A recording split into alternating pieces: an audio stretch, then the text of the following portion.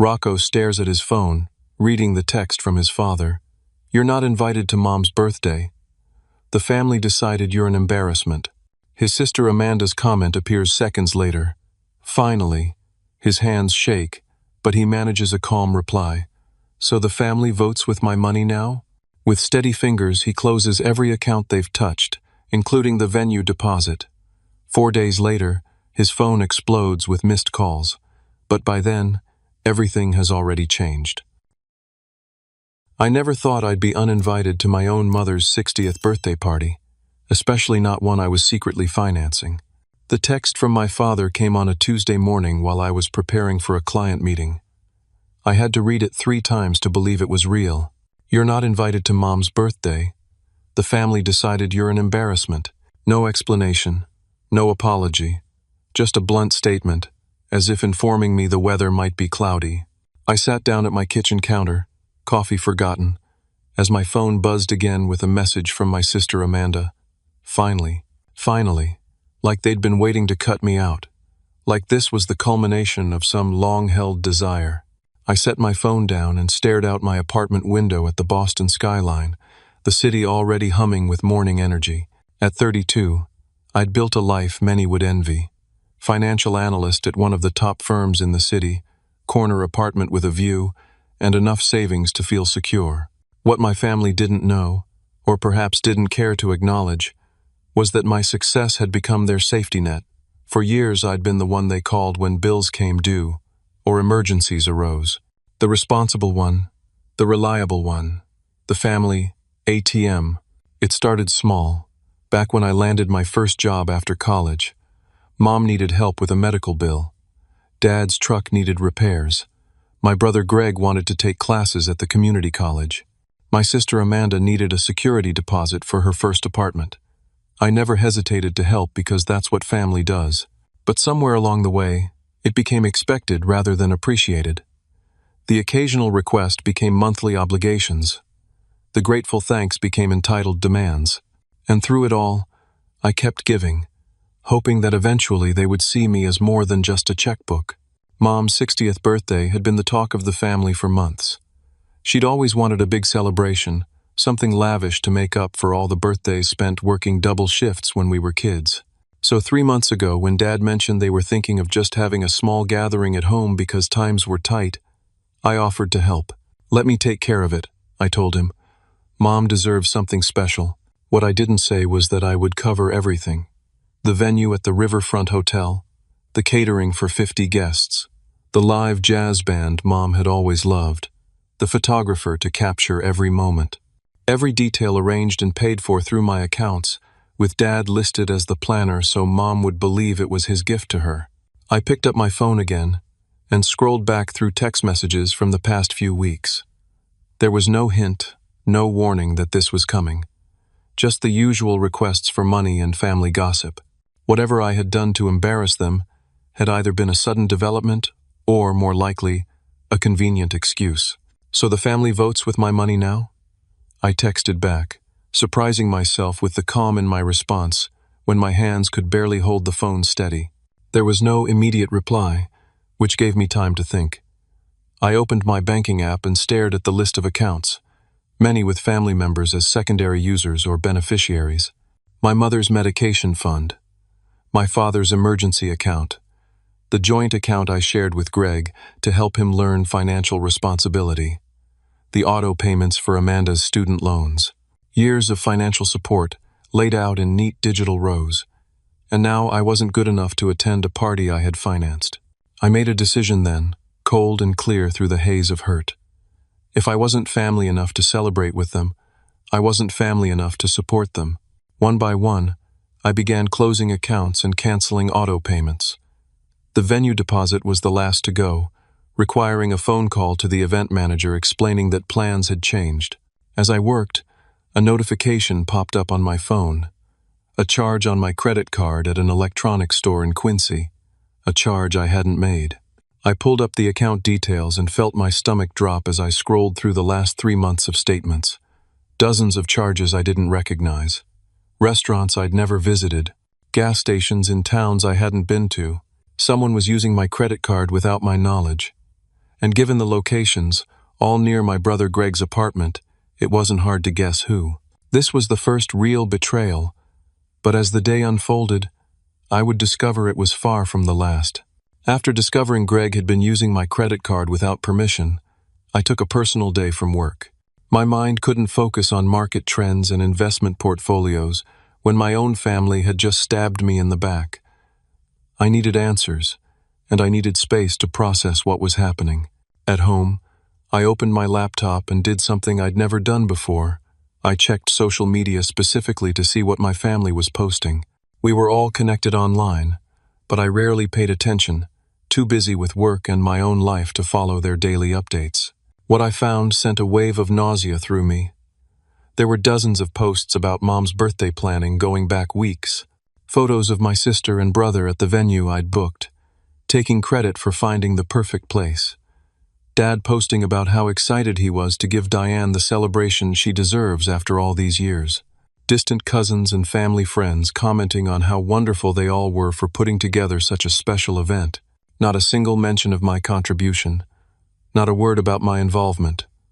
Just as I'd requested, they'd kept my financial support quiet so Mom would believe it came from all of them. But they'd taken that silence and transformed it into erasure. I scrolled further and found photos from a planning committee meeting at my parents' house from 2 weeks ago. Everyone was there, glasses raised in a toast. Everyone except me, who had never been invited to participate beyond providing my credit card. The exclusion stung, but what hurt more were the comments underneath. Amanda responding to an aunt who asked about me. Rocco's too busy making money to bother with family stuff. Dad adding, "You know how he is. Thinks he's too good for us regular folks now." I closed the laptop, my hands shaking. How long had they been portraying me as the snobbish, absent son while simultaneously depending on my money? The hypocrisy was staggering. My phone rang, startling me out of my thoughts. It was Drew, my friend since middle school, and one of the few people who knew both sides of me, the successful professional and the family doormat. "Hey, what's up?" His voice was casual, unaware of my world imploding. "They uninvited me from Mom's birthday," I said, the words feeling strange as they left my mouth. "The family decided I'm an embarrassment." There was a pause, then Drew let out a low whistle. "That's messed up, especially since you're paying for the whole thing." I corrected. "I've already canceled everything." "Good," Drew said without hesitation. "It's about time you stood up to them. I've been watching them take advantage of you for years." His words hit me like a physical blow. "You think they've been taking advantage of me? Rocco, come on. Your brother drives a nicer car than you do, and he works part-time at a vape shop. Your sister had a wedding that would make a Kardashian jealous, and your parents vacation twice a year. Meanwhile, you haven't taken a day off in 3 years except to drive your dad to doctor's appointments. What would you call it?" Put that way, it was hard to argue. But the realization brought another wave of pain. If it was so obvious to Drew, had everyone in my life seen it except me? The conversation with Drew left me restless, needing to understand the depth of the deception. I did something I'm not proud of. I logged into the family email account we'd set up years ago for sharing photos and planning holidays. I hadn't checked it in months, maybe longer. There I found the family group chat I'd never been added to. Scrolling through messages made my chest tighten until I could barely breathe. My sister Amanda regularly mocked my career success, painting me as a materialistic snob who thought I was too good for my working-class roots. My brother Greg shared jokes at my expense, many revolving around how easy it was to get money from me. Dad occasionally defended me, but weakly, and more often joined in with complaints about how I lorded my success over them, even as he asked for more financial help. The worst discovery came in a thread from 3 months ago, right when planning for Mom's birthday began. Dad had written, "Rocco's covering everything. Don't tell your mother. And by the way, this might be a good time to bring up the lake house idea. He'll be feeling generous with everyone watching." Amanda had replied, "Perfect. I'll make sure to sit next to him and mention how much Mom would love having a family vacation spot." They had been planning to use Mom's birthday party, which I was financing, as an opportunity to ask me for a loan to buy a vacation property. The manipulation was so calculated it made me physically ill. I closed the email and sat in silence, memories flooding back with new context. Amanda's wedding last year, which I'd paid for entirely after she and her fiancé claimed they'd lost their savings in a bad investment. Dad constantly asking for my advice on financial matters, then later telling extended family members about his smart money moves.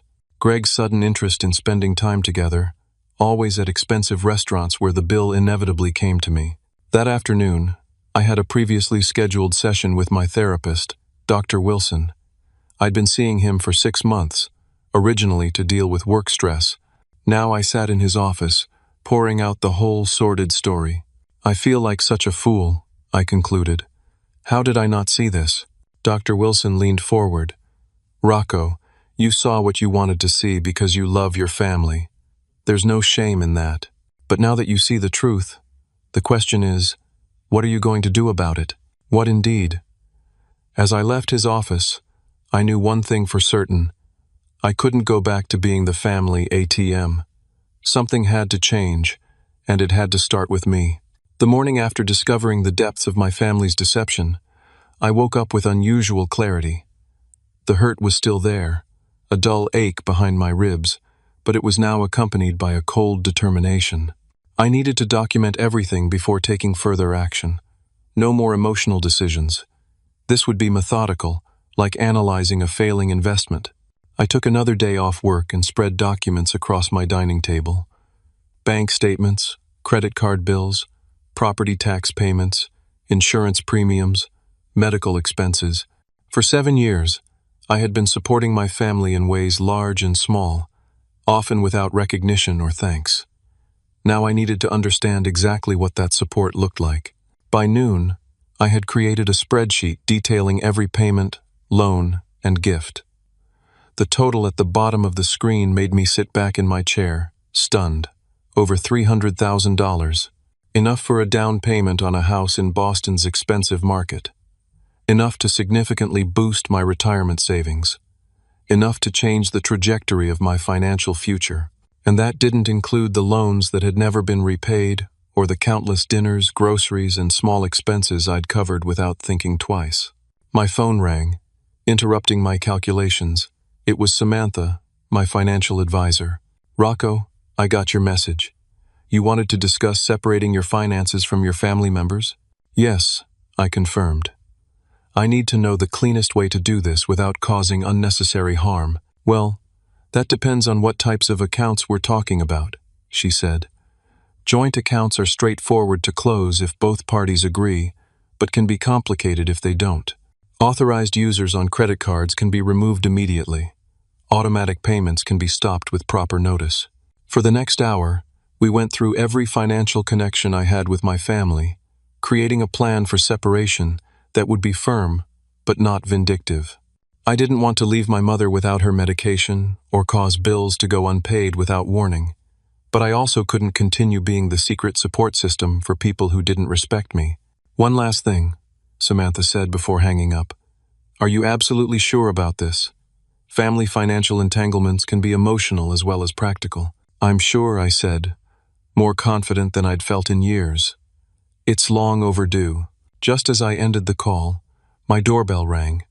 I wasn't expecting anyone, and for a moment I wondered if my family had somehow learned of my financial maneuvers. But when I opened the door, I found my cousin Jordan standing there, looking uncomfortable. Hey, he said, can I come in? I need to talk to you. Jordan and I had been close growing up but had drifted apart in adulthood. He wasn't immediate family, but he was at most family functions and was particularly close to my sister. I invited him in, curious about his unexpected visit. I heard you're not coming to Aunt Diane's birthday, he began, sitting stiffly on my couch. I wasn't invited, I corrected. There's a difference. Jordan looked confused. What are you talking about? Uncle Paul told everyone you refused to come because you're too busy with work. A fresh wave of anger washed over me. That's not true. Dad texted me yesterday saying I wasn't invited because I'm an embarrassment to the family. That's not what they're telling people. Jordan pulled out his phone and showed me a group text where my father claimed I had declined the invitation due to important business meetings and that I sent my regrets. More lies. More manipulation of the narrative. I showed Jordan the original text from my father, watching his eyes widen in shock. "I had no idea," he said. "That's messed up, especially considering how much you helped them out." "What do you mean?" Jordan gave me a strange look. "You know, with money and stuff. Everyone knows you're the one who makes sure the bills get paid." "Everyone knows?" I repeated, feeling a chill. "Well, yeah. Amanda's always talking about how you're funding everything behind the scenes. She calls you the family sponsor, like it's some kind of joke." The family sponsor. Like I was a corporation donating to charity for tax benefits. I felt sick. "There's more," Jordan continued, looking increasingly uncomfortable. "Greg's been telling people he's the one supporting your parents, taking credit for paying their property taxes and stuff. I only know it's not true because Amanda got drunk at Christmas and started complaining about how you never let anyone forget who holds the purse strings." Another betrayal. My brother taking credit for my financial support while simultaneously using my credit card without permission. And my sister painting me as someone who lorded my money over the family, when in reality I'd been carefully anonymous in my giving, never wanting anyone to feel indebted. "Why are you telling me this now?" I asked Jordan. He sighed. "Because it's not right. I saw those texts and realized how much they're manipulating everything. Plus, Amanda asked me to help convince you to write a check for some lake house they want to buy. Said it would be a gift from the whole family to your parents." That's when I realized how bad it's gotten. After Jordan left, I continued my investigation, now looking at the venue for Mom's birthday. I called the Riverfront Hotel directly, identifying myself as the person who had made the reservation and paid the deposit. "Yes, Mr. DeLuca, we have you down for the Riverview room on Saturday," the manager confirmed. "Is there a problem with the arrangements?" "I just wanted to confirm who is listed as the contact person for the event," I said. "That would be Paul DeLuca. He's listed as the primary contact, with you as the financial contact."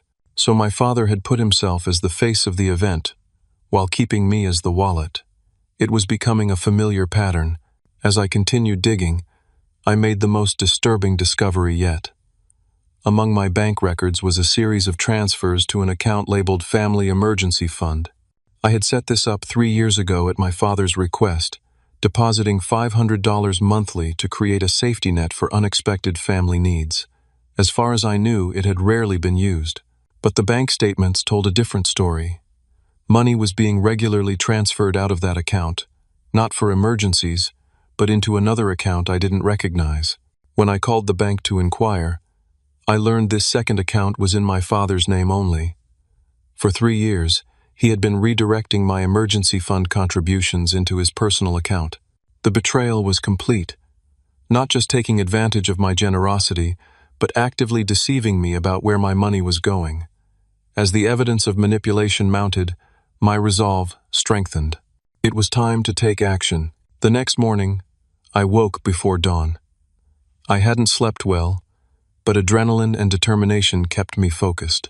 Today was the day I would dismantle the financial web that had entangled me with my family for 7 years. I had my plan ready, my documentation in order, and my mind made up. I started with the venue for Mom's birthday. The call was brief but difficult. "Riverfront Hotel, Events Department. This is Marissa speaking." "Hi, Marissa. This is Rocco DeLuca. I need to cancel the reservation for the DeLuca birthday party this Saturday." "Oh." She sounded surprised. "That's very short notice, Mr. DeLuca. The cancellation fee at this point would be substantial." "I understand. I'm the one who paid the deposit, and I authorize you to keep it as the cancellation fee. I just need the event removed from your calendar. May I ask the reason for cancellation? Perhaps we can help resolve any issues with the arrangements." I hesitated, unwilling to air family drama to a stranger. "The circumstances have changed," I said finally. "The event will no longer be taking place as planned." After confirming the cancellation and receiving an email confirmation, I moved on to the bank accounts. First was a visit to Three Rivers Bank, where I had 3 joint accounts with various family members. "I'd like to close these accounts," I told the personal banker, sliding the account numbers across the desk. "These are joint accounts, Mr. DeLuca," she reminded me after checking her system. "Both parties typically need to be present to close them." I understand, but I've checked your bank's policies. As a joint account holder, I have the right to remove myself from the account without the other party's presence. I'd like to do that now. She looked uncomfortable, but nodded. That's correct. I'll need to see your ID, and you'll need to sign several forms. For the next hour, I methodically removed myself from every joint account, transferred my portions of the funds to my personal account, and ensured all automatic payments from my primary accounts to family expenses were canceled. The banker watched with professional neutrality, but I could feel her curiosity about the unusual transactions. Is there a problem with these accounts? She finally asked as I signed the last form. No problem, I said. Just overdue changes. Next came the credit cards. 3 phone calls to cancel cards where family members were authorized users. 2 more calls to update automatic payment information for bills I would continue to cover directly, like mom's medication. 1 final call to my landlord, removing my brother as an emergency contact with access to my apartment. By noon, I had dismantled most of the financial connections binding me to my family. The process was exhausting not just practically but emotionally. Each signature, each confirmation number, each "Are you sure?" from customer service representatives felt like cutting away a piece of my identity. I had been the provider for so long that I wasn't entirely sure who I was without that role. I took a break for lunch, forcing myself to eat, even though I had no appetite. As I picked at a sandwich, I checked my phone. No messages from my family yet. They wouldn't know what I'd done until they tried to use one of the accounts or cards I'd closed. The thought brought no satisfaction, only a hollow feeling in my chest. In the afternoon, I met with Alan Peterson, my family's lawyer. I had known him since childhood when he handled my grandfather's will, and he had always been fair with all of us. "This is unusual, Rocco," he said after I explained why I needed to document my financial separation from my family. Family disagreements usually don't require legal documentation unless there's a divorce or custody issue involved. "I understand it's unusual," I said, "but I need a record that clearly shows what support I've provided in the past and what I'm willing to continue providing going forward. If there are disputes later, I want an impartial third party to have the facts." Alan looked troubled. "Has something specific happened to prompt this?" I showed him my father's text and my sister's comment. Then I showed him my financial records and the documentation of unauthorized use of my accounts. His expression grew more serious as he reviewed the evidence. "I see. This goes beyond a simple family disagreement." "Yes, it does. And I want to be clear. I'm not looking to punish them or create hardship. I'll continue covering my mother's medication directly.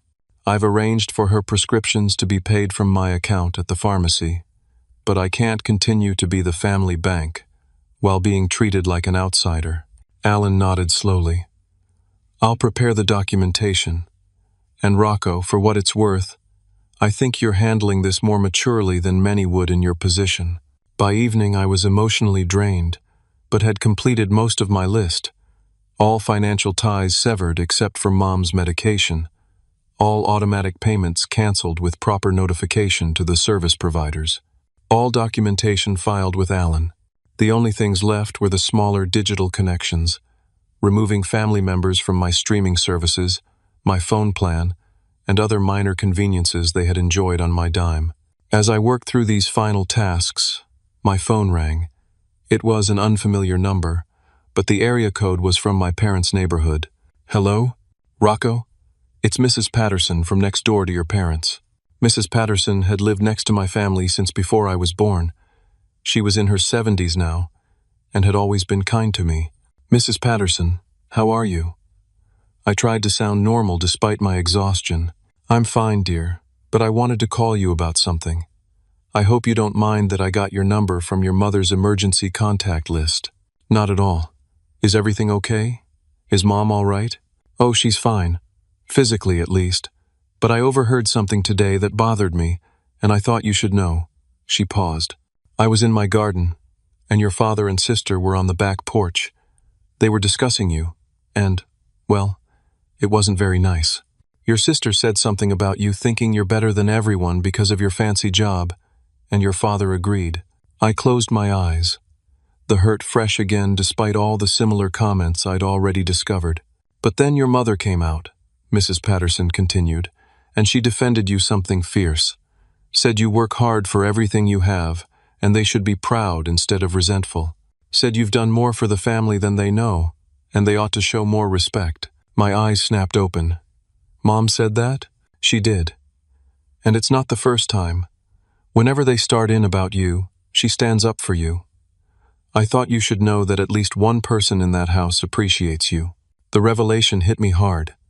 Mom had been defending me all this time, while the others undermined me.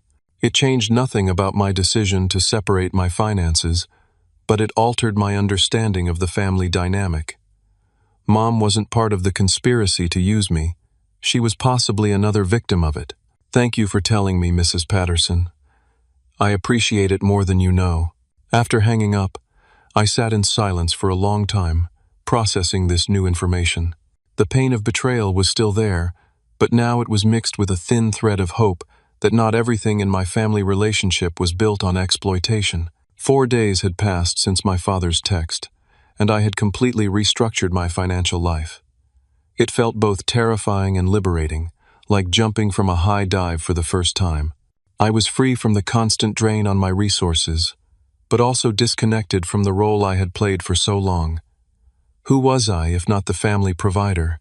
As I pondered this question, my phone suddenly exploded with notifications, text messages, voicemails, missed calls, all from family members, all at once, as if orchestrated.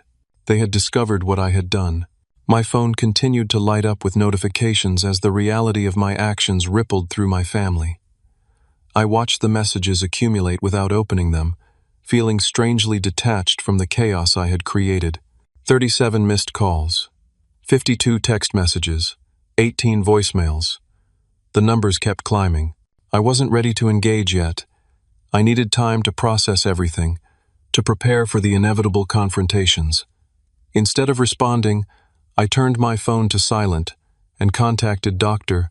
Wilson, my therapist, requesting an emergency session. "What you're feeling is completely normal," Dr. Wilson assured me later that afternoon in his office.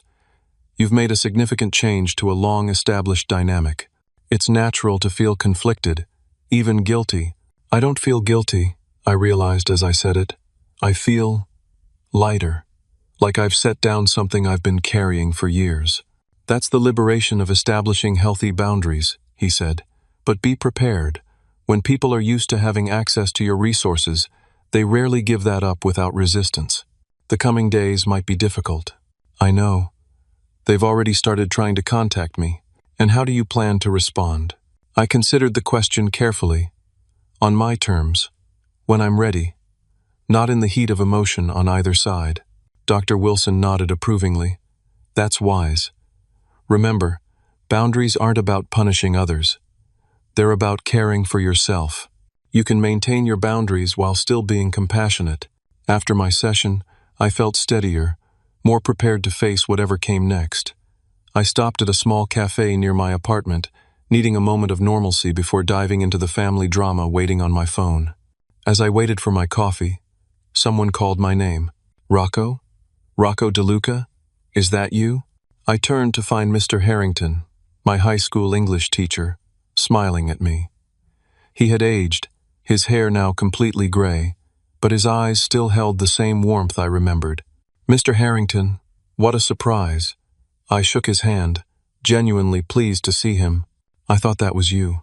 Still in Boston after all these years?" "Yes, I work downtown. Financial analysis for Westridge Partners." His smile widened. "I'm not surprised at all. You always had a head for numbers, even when you were supposed to be analyzing Shakespeare." We chatted for a few minutes about his retirement and my career. As we were about to part ways, he put a hand on my shoulder. "I always knew you'd do well, Rocco. You had that rare combination of intelligence and integrity. Never let anyone make you doubt your worth." The words hit me with unexpected force.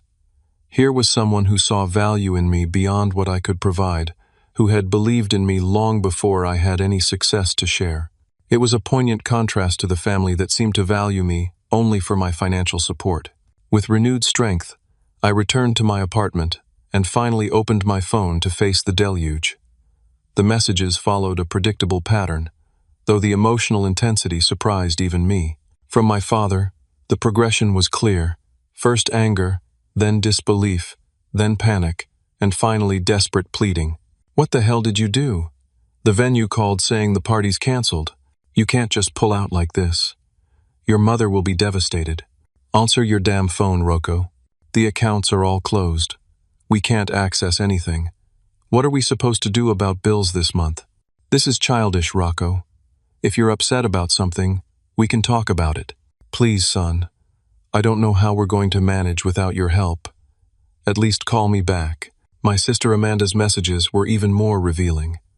Her initial mockery had transformed into panic about her own financial situation. Wow, real mature response to not getting your way. Did you seriously cancel Mom's birthday because you weren't invited? Talk about proving Dad's point. The credit cards aren't working. What did you do? My student loan payment is due in 3 days and the auto pay isn't set up anymore. You know I can't cover that on my salary. I have wedding debts that need to be paid this month. You can't just cut us off without warning. Please, Rocco. I'm sorry about the text. I shouldn't have said that. Please help me just one more time. Greg's messages showed the least self-awareness, moving from accusations of betrayal to requests for one more favor without acknowledging the contradiction. Dude, what gives? My card got declined at dinner. You're seriously cutting us all off? That's cold, bro. Dad's freaking out about the mortgage payment. What am I supposed to tell him? You know I got bills too, right? This affects all of us. Whatever Dad said to you, that's between you and him. Why punish the rest of us? Look, I know things have been tense, but I really need one more favor, just until my next paycheck. The extended family messages revealed how the situation was being portrayed to others. Aunts, uncles, and cousins had been told I was having a breakdown or temper tantrum, with no mention of the years of financial support I'd provided, or the hurtful exclusion that had triggered my actions. But the most important message came last, a voicemail from my mother that made me stop cold. "Rocco, honey, it's Mom. I don't understand what's happening. Your father just told me the birthday party is canceled, and there's something about accounts being closed. But what upsets me most is hearing that you thought you weren't welcome at my birthday. Of course you're welcome. I've been looking forward to seeing you. Your father told me weeks ago that you might be too busy with work to attend, and I was disappointed but understood. Now I don't know what to believe. Please call me. I love you." Her voice sounded confused and hurt, but not angry. And her message contradicted what my father had told me. He had said the family decided I wasn't invited, but according to my mother, he had told her I might be too busy to attend. More lies, more manipulation, but this time it had affected my relationship with my mother, who apparently had no idea what was really going on. I sat with the phone in my hand, considering my next move. The easy path would be to call them all back, to explain myself, to possibly even reverse some of the financial changes I'd made. But that would only return us to the same unhealthy dynamic. Instead, I texted my mother directly. "Mom, there's been a misunderstanding. I'd like to meet you tomorrow to talk in person, just you. Is that possible?" Her reply came quickly. "Of course, honey. Your father has a doctor's appointment in the morning. I could meet you at Rosie's Cafe at 11? Perfect. See you then. And Mom, I love you too." With that arrangement made, I turned my phone off completely. I needed a clear head for tomorrow's conversation, and engaging with the rest of the family's messages would only cloud my judgment. They had survived without my money before I had a career. They would figure it out now. For the first time in years, I felt truly in control of my own life, my own resources, and my own relationships. It was a fragile feeling, one I knew would be tested in the coming days, but it was real, and it was mine. Rosie's Cafe was quiet at 11 on a Wednesday morning. Mom was already there when I arrived, seated in a corner booth with 2 coffees waiting on the table. She looked smaller somehow, more vulnerable than I remembered. When she saw me, her face lit up with a smile that immediately made me question whether I'd made the right decision in cutting off financial support. "Rocco," she said, standing to hug me, It's so good to see you. I hugged her back, breathing in the familiar scent of her perfume, the same brand she'd worn my entire life. Hi, Mom. We sat down, an awkward silence falling between us. Where to begin? How to explain years of resentment and hurt without sounding petty or vindictive? Mom solved the problem by speaking first. Your father says you're angry with the family, that you've canceled my birthday party and closed all the accounts. Direct and to the point, just like Mom had always been. I took a deep breath. Did he tell you why? She frowned slightly. He said you were upset about not being invited to the party. But that doesn't make any sense because I always assumed you were invited. It's my birthday. Why wouldn't my son be there? I pulled out my phone and showed her the text from Dad. Her eyes widened as she read it, and the color drained from her face. I don't understand, she whispered. Why would he say the family decided anything? I never said you were an embarrassment. Never. I know, Mom. Mrs. Patterson told me how you defend me when the others criticize. Tears welled in her eyes. You're my son. Of course I defend you. But why would your father say such a horrible thing to you? This was the harder part, the conversation I'd been dreading. Mom, there's something you need to know. For the past 7 years, I've been financially supporting the family in ways you probably aren't aware of. Her confusion was genuine. What do you mean, supporting? We've borrowed money occasionally, but your father handles all our finances. It's more than occasional borrowing, Mom. I've been paying the property taxes on your house for 5 years. I cover half your mortgage payment every month. I pay for your medication. I funded Amanda's entire wedding last year. I've been depositing money into Dad's emergency fund every month since I got my first promotion. With each revelation, her expression shifted from confusion to shock to dismay. But your father told me his investments were doing well. He said the overtime at the plant was covering our expenses. There haven't been investments, Mom. And the plant reduced everyone's hours 3 years ago, remember? You told me yourself. Mom sat back, her coffee untouched. I don't understand. Why wouldn't he tell me? Why keep this a secret? I think, I said carefully, that he didn't want to admit he needed help. And once the help became routine, it was easier to keep hiding it than to explain why he'd lied in the first place. But Amanda's wedding? That was $30,000. $38,000, actually. They told me they'd lost their savings in a bad investment and wouldn't be able to have the wedding they'd planned. I offered to help, and it just escalated from there. Tears were flowing freely down Mom's cheeks now. All this time, I thought we were managing on our own. I've been so proud of how your father handled things after his hours were cut. And it was you all along. I reached across the table and took her hand. I was happy to help, Mom. That's not why I'm upset. I'm upset because while I was providing this support, Dad and the others were telling me I wasn't welcome at family events. They were mocking me behind my back, calling me arrogant and stuck up, while simultaneously relying on my money. Mom squeezed my hand, her expression hardening. We're going to fix this. All of us. Together. Starting with the truth. She insisted on a family meeting that evening at the house. I was reluctant, preferring to maintain distance while emotions were still raw, but Mom was determined. They need to hear this from both of us, she said.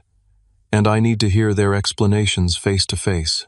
So at 7 o'clock I found myself back in my childhood home for the first time in months, sitting at the dining room table across from my father, with Amanda and Greg flanking him like lieutenants.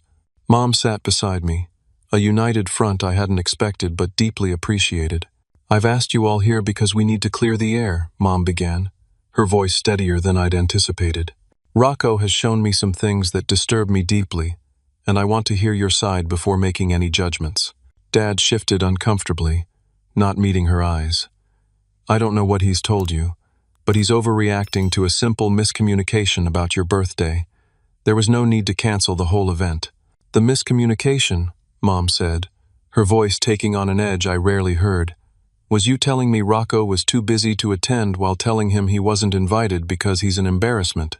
I've seen the text, Paul. Don't bother denying it. Dad's face flushed. It was a mistake. I was frustrated that day. I didn't mean it. And what about the financial deception? Mom continued. Were the past 7 years of hiding Rocco's support also a mistake? The silence that followed was deafening. Dad looked trapped. Amanda suddenly found the table fascinating, and Greg couldn't stop fidgeting. "I didn't want you to worry," Dad finally said.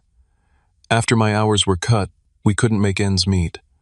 Rocco offered to help temporarily, and then it just became the new normal. That doesn't explain why you've been portraying me as an arrogant snob to the rest of the family," I said, keeping my voice level. "Or why Amanda and Greg have been mocking me in group chats while I paid for Amanda's wedding and let Greg use my credit card." "We were just joking," Amanda protested weakly. "You know, sibling stuff.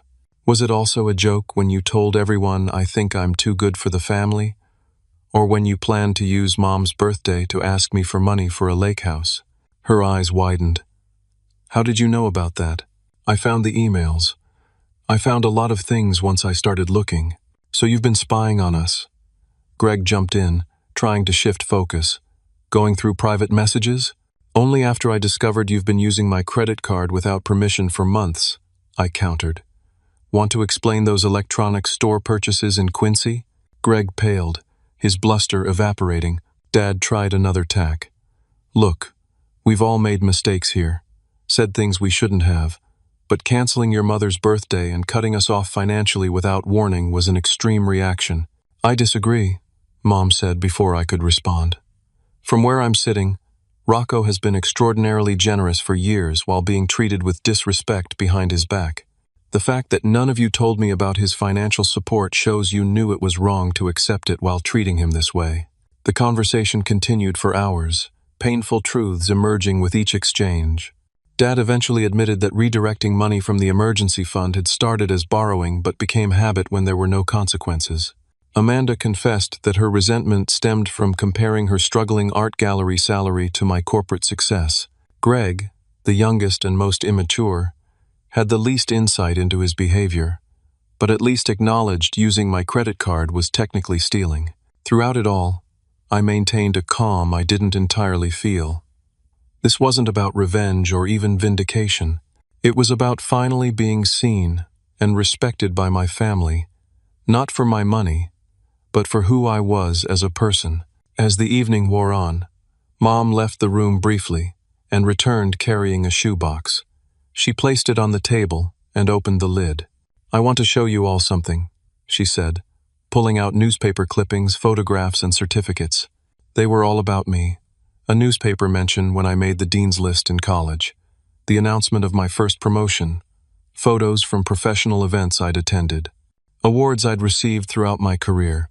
"I've kept everything," Mom said softly. "Every achievement, every milestone. I've always been so proud of you, Rocco. I thought everyone else was too." The box was physical proof that at least one person in my family had valued me beyond my financial contributions. It was a small thing, perhaps, but in that moment, it meant everything. Dad stared at the collection, then at Mom, his expression a mix of shame and revelation. "I didn't know you kept all this." "Because you never asked," she replied. "You were too busy being jealous of your own son's success instead of celebrating it." Her words hung in the air, a truth too raw to deny. Dad's shoulders slumped in defeat. "I'm sorry," he said finally, looking directly at me for the first time that evening. "I've been unfair to you, worse than unfair. I've been taking advantage of your generosity while resenting you for being in a position to offer it. That's not what a father should do." It wasn't a perfect apology, and it didn't erase years of hurt. But it was a beginning, a first step toward whatever our relationship might become. Amanda and Greg followed with their own apologies, varying in sincerity and insight. Amanda seemed genuinely remorseful about the wedding expenses, while Greg was mostly sorry he'd been caught using my credit card. Both, however, recognized that things could not continue as they had been. As the night concluded, I made my position clear. I'm willing to work on rebuilding our relationships, but the financial dynamics have to change. I'll continue covering Mom's medication because her health matters to me. Everything else needs to be renegotiated from a place of respect and transparency. They agreed, though I suspected the full impact of life without my financial support hadn't sunk in yet. That would come in the days ahead when bills arrived and luxuries had to be reconsidered. As I left the house, Mom walked me to my car. "I'm so sorry, Rocco," she said. "I should have seen what was happening." I hugged her tightly. "It's not your fault, Mom. They kept you in the dark deliberately." Still, she pulled back to look at me. "Your birthday is still important to me. Let me plan something smaller, just for family. A fresh start." The old me would have immediately offered to pay for it. Instead, I said, "I'd like that. Let me know when and where, and I'll be there." As I drove home, I felt a complex mix of emotions. Relief that the confrontation was over, sadness for the years of misunderstanding, cautious hope for what might come next. The road ahead wouldn't be easy. Changing established family patterns never was. But for the first time in years, I felt like my family might eventually see me for who I really was, not just for what I could provide. One week after the family confrontation, I found myself at Bella Vita, Mom's favorite Italian restaurant in our old neighborhood.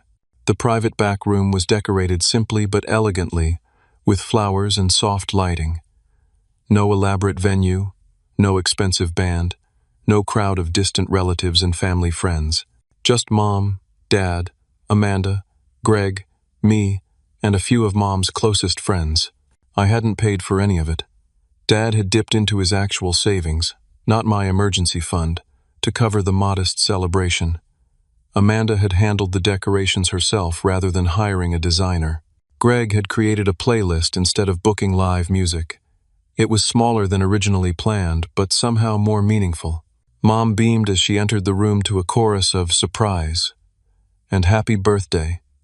She hugged each of us, lingering a bit longer with me. "Thank you for being here," she whispered in my ear. "I wouldn't miss it," I replied, and meant it. The dinner that followed was unlike any family gathering I could remember.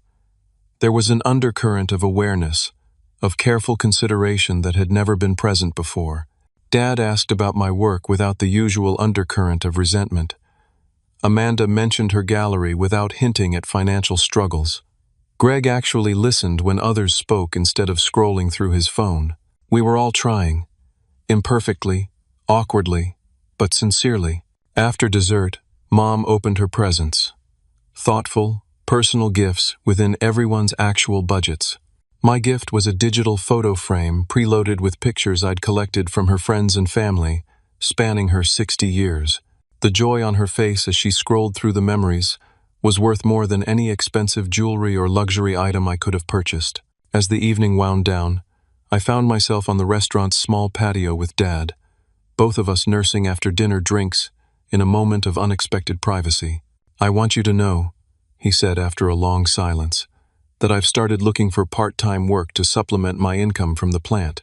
I nodded, unsure how to respond.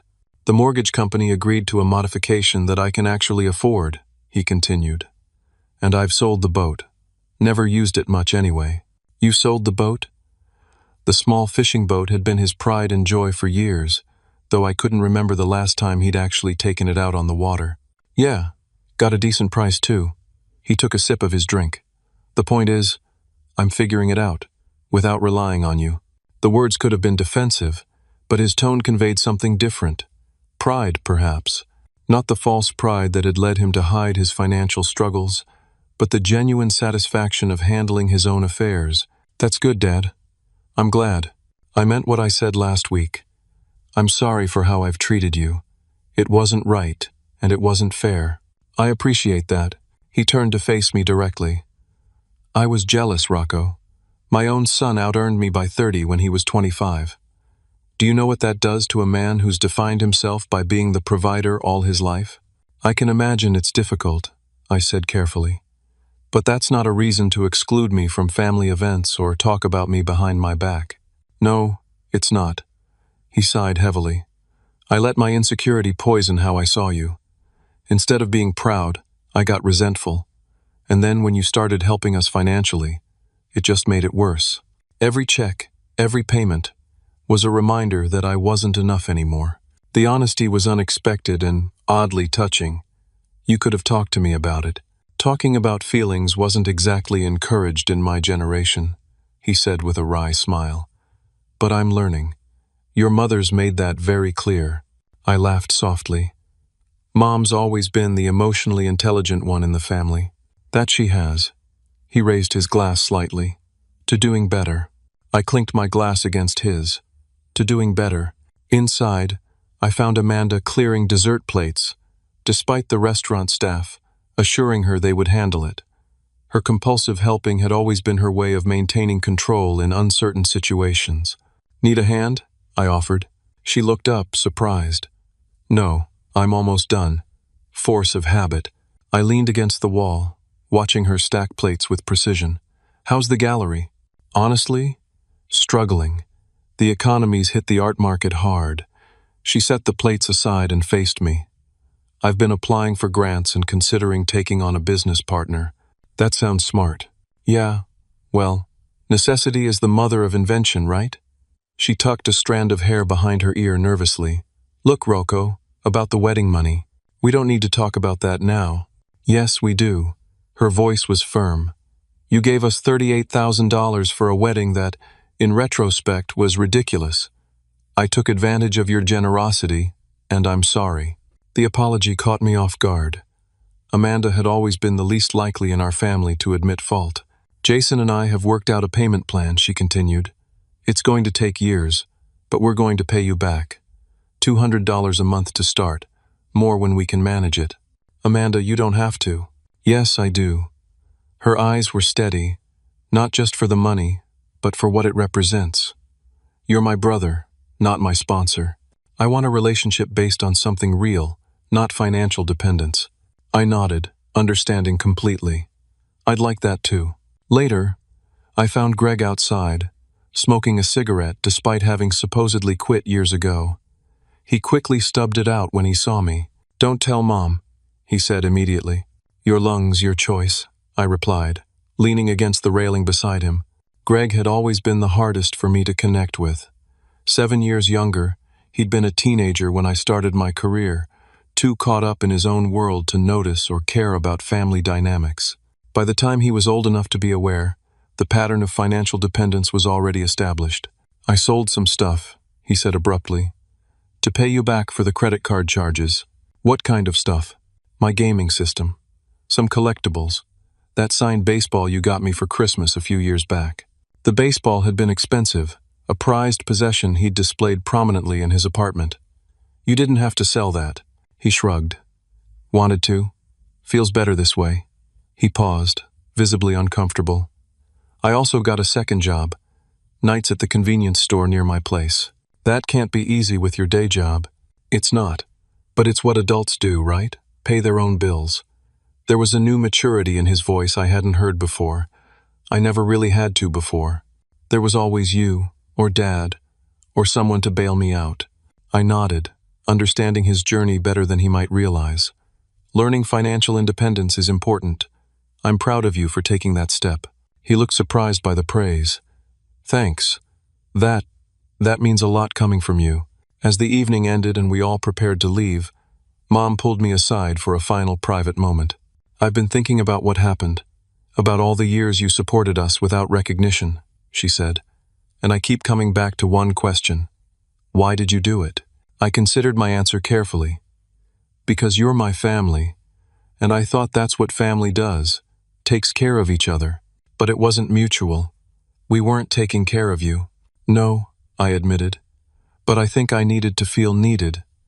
Being the provider gave me a clear role, a purpose in the family that went beyond just showing up for holidays. Mom's eyes filled with tears. Oh, Rocco, you never needed to buy your place in this family. You've always belonged, just for being you. Her words touched something deep inside me, a wound I hadn't fully acknowledged.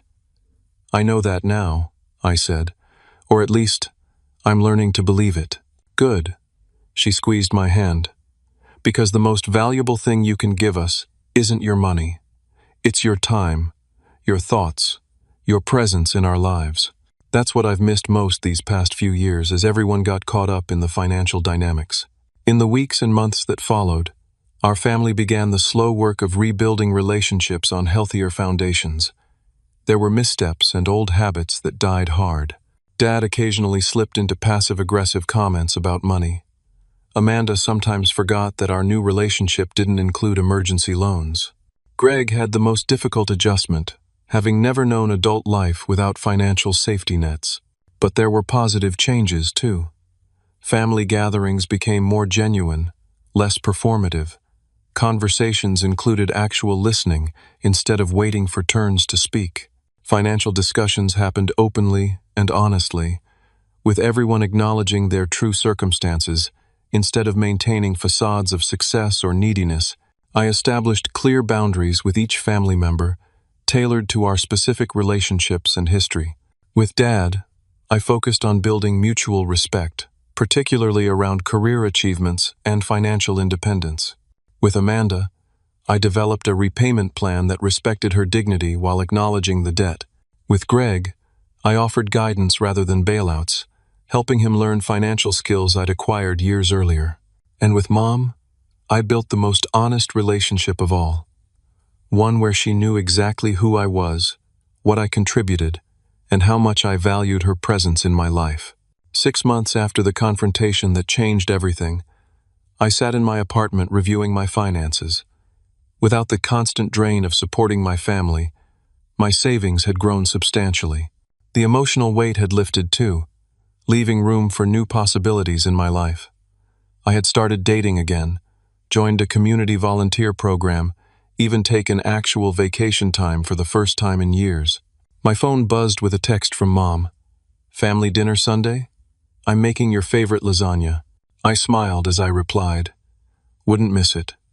"Need me to bring anything?" "Just yourself," came her response. "That's all we need." And for the first time in years, I believed it was true. Have you ever had to set difficult boundaries with people you love? I'd appreciate hearing your experiences in the comments below. Sometimes the hardest part of loving someone is learning when to say no, even when it feels easier to just keep giving. If this story resonated with you, please like, subscribe, and share with someone who might need to hear it. Thank you for listening to my story, and I hope it helps you navigate your own family dynamics with both compassion and self-respect.